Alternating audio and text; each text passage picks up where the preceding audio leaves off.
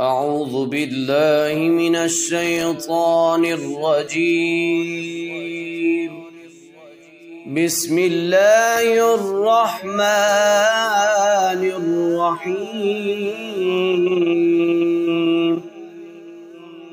إنا أنزلناه في ليلة القدر وما أدراك ما ليلة القدر. ليلة القدر خير من 1000 شهر. تنزل الملائكة